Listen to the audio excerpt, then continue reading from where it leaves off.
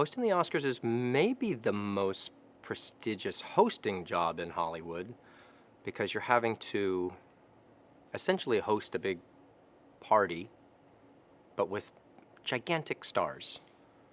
Now, most people, when they meet a star, they're totally tongue-tied and don't know what to say and make a fool of themselves. So I have to try and not make a fool of myself to all of the stars at the same time. I'm super starstruck and am terrible in situations where I have to interact with famous people. I don't know why. I'm from New Mexico, small town New Mexico. So even though I've been doing this for a long time and I've met and hung out with a lot of people and worked with people, still when I see people that are famous, it rattles me. But I am in the unique position to talk to them with purpose. Normally, when you're backstage at an award show and you're not the host, then you may be bothering them. But as the host, I get to come up and, shoot the breeze with anybody. You kind of get an all-access pass that way.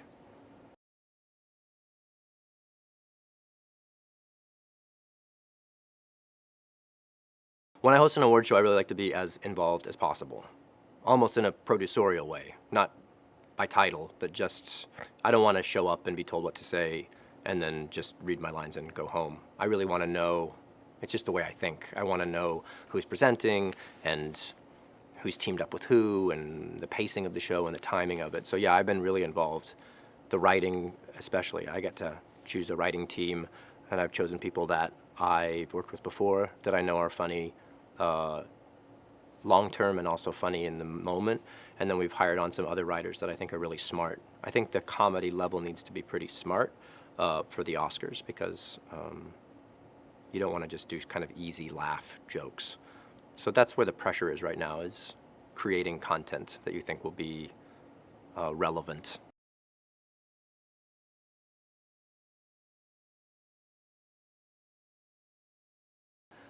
There is something wonderful about having friends over, making some cheese dip. I call it queso. And wearing sweats and filling out an Oscar ballot, and drinking a lot and laughing at the famous people. I can't do that this year. I don't think so. I could have cheese dip backstage, and I'll probably be drunk for most of it. I could put sweatpants on under my tux. I think we're onto something.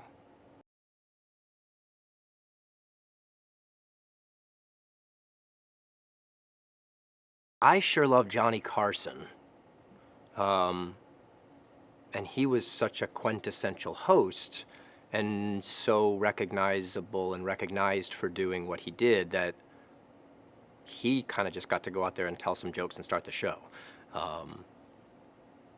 And then I watched Billy Crystal, who left a real indelible mark in my mind because he was kind of a song and dance man, even though he was a movie star. So he would come out and do those fantastic videos before the show started, and then he would come out and sing about the different movies that are nominated, the different people within them, and kind of have a big da-da moment that everyone loved, and then he'd start the show. So I can't really do that unless I'm repeating kind of him.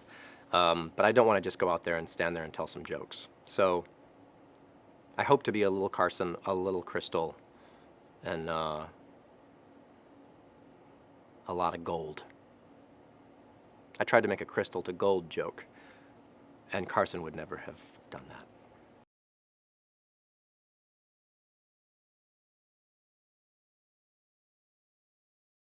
I'm not sure exactly what I'm going to wear just yet. It's easier for a guy to host a show like that because costume changes aren't really required. If I was a female, I think I'd have more interest in showing off different looks all the time as you come out. There's something cool about that. But I don't know, as a guy in a tux, you can kind of pick a nice, well-fitted tux and own it. That being said, there's lots of really nice tuxes, so who knows? Maybe I'll go black to gray to white, fuchsia, never fuchsia. No matter what anyone tells you, never fuchsia.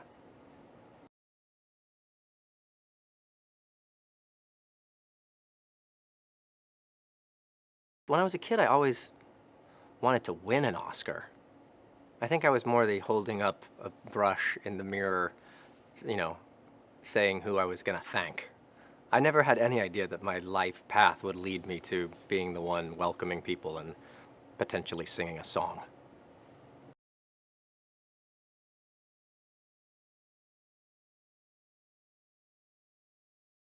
Song and dance numbers in award shows are tricky because you have to create it and honor the medium. And movies, by nature, are done on film and they're much more cinematic. So a song and dance number doesn't necessarily jive with what the people who are being honored are used to performing. At the Tonys, it's easy because they all do song and dance numbers 8 times a week. And on the Emmys, it's kind of fun too because it's TV and there's lots of variety and lots of exciting things to do. The Oscars, I think, is much more serious. So if we're going to do any kind of singing or dancing or numbers, it needs to be focused on a point of view that is smart and not too much razzmatazz.